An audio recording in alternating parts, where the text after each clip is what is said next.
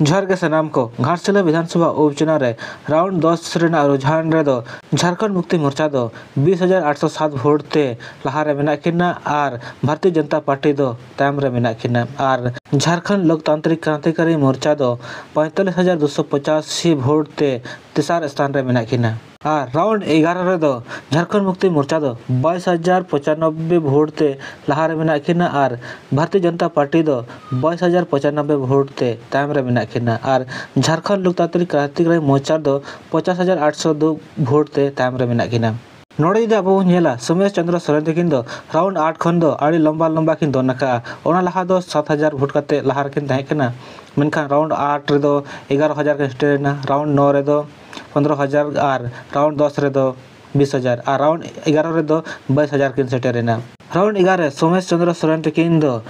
59,150 vote की नामका बाबूलाल सोरेन तकिन दो 37,055 vote की नामका और रामदास मुर्मू तकिन दो 8,348 वोट की नामका।